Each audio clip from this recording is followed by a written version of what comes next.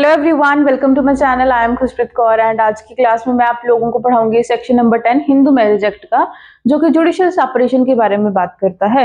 इससे पहले मैं आप लोगों को सेक्शन नंबर 5 और सेक्शन नंबर 9 करवा चुकी हूँ। उसका लिंक आप लोगों को मेरे डिस्क्रिप्शन बॉक्स में मिल जाएगा।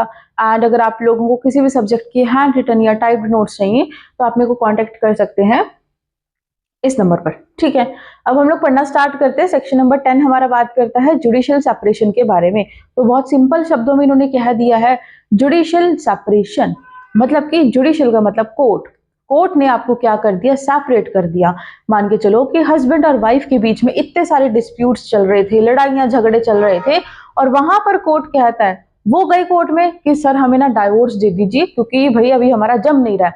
तो कोर्ट कहेगा कि अच्छा डाइवोर्स इतनी जल्दी तो मिलेगा नहीं, तो आप क्या करो, आपको मिलेगा जुडिशियल सेपरेशन। राइट, क्या मिलता है, जुडिशियल सेपरेशन मिलता है। और यहाँ पर ये केस भी लगाया जा सकता है अंडर सेक्शन नंबर 10 कि हमें क्या दे दो, हमें जुडिशियल सेपरेशन दे दो क्योंकि हमारे बीच में काफी लड़ाई झगड़ा चल रहा है, तो हम लोग अलग रहना चाहते हैं। तो जुडिशियल सेपरेशन का मतलब है कि यहाँ पर कोर्ट आपको क्या दे रहा है, जुडिशियल का मतलब कोर्ट। कोर्ट आपको क्या दे रहा है, आपको अलग कर रहा है, सेपरेट कर रहा है फॉर कुछ महीनों के लिए, कुछ दिनों के लिए।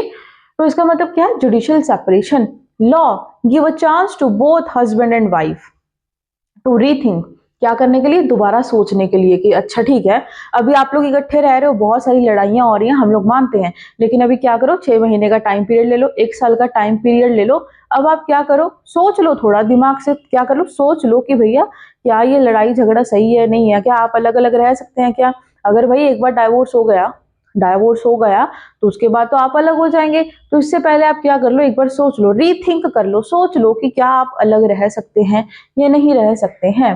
ठीक है, about the extension of their relationship, कहा जाता है कि यहाँ पर उसे क्या मौका दिया जाएगा, रीथिंक करने का चांस दिया जाएगा ताकि वो अपने रिलेशनशिप को और भी आगे लेके जा सके। And while at the same time guiding them to live separately, और उसी दौरान उसे इसलिए अलग रहने के लिए कहा जाएगा कि वो क्या कहेगा कोर्ट कि आप अलग रहिए, थोड़ा सिंगल लाइफ जियो।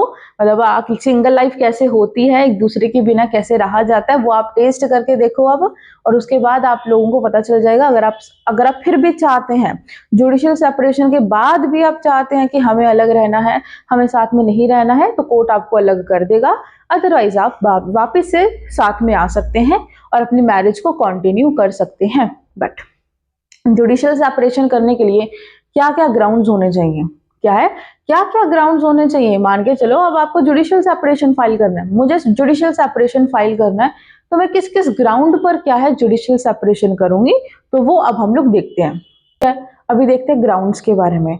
मतलब कि अगर आपको जुडिशियल सेपरेशन फाइल करना है तो आप किस किस ग्राउंड पर करेंगे, तो grounds for husband and wife both, मतलब कि हस्बैंड भी और वाइफ भी क्या कर सकते हैं, यहाँ पर केस लगा सकते हैं अंडर सेक्शन नंबर 10। तो सबसे पहला पॉइंट है एडल्ट्री। एडल्ट्री का मतलब आप सारे समझते हैं। एडल्ट्री का मतलब क्या होता है कि जब उसकी वाइफ है और उसकी ऑलरेडी वाइफ है या हस्बैंड है और वो फिर भी किसी और के साथ मतलब रिलेशनशिप रखते हैं, तो उसे एडल्ट्री कहा जाता है। सेकेंड हमारा है क्रुएलिटी। अगर हस्बैंड या वाइफ क्या करते हैं, क्रुएलिटी करते हैं। डिजर्शन, मान के चलो कि उसने क्या कर दिया, अपना सब कुछ त्याग दिया, है ना, क्या कर दिया उसने, डिजर्शन कर दिया, तो वहां पर भी वो क्या लगा सकते हैं, केस लगा सकते हैं। और फिर है कन्वर्जन। कन्वर्जन मतलब उसने धर्म का कन्वर्ट कर लिया, मतलब उसने अपने धर्म को कन्वर्ट कर लिया, तो वहां पर भी ये ग्राउंड वैलिड रहेगा। अनसाउंड माइंड, मान के चलो हस्बैंड या वाइफ क्या हो गया, अनसाउंड माइंड का पर्सन हो गया।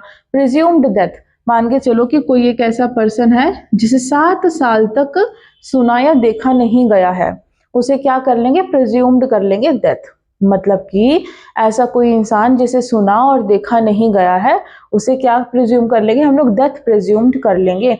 वेनरल डिसीज और लेप्रोसी, फॉर एग्जाम्पल कि हस्बैंड या वाइफ को ऐसी किसी भी तरह की डिसीज है, राइट, तो वहां पर क्या कर लिया जाएगा, हस्बैंड और वाइफ रेस्ट उसके लिए सेक्शन नंबर 10 के लिए जा सकते हैं फॉर सेपरेशन।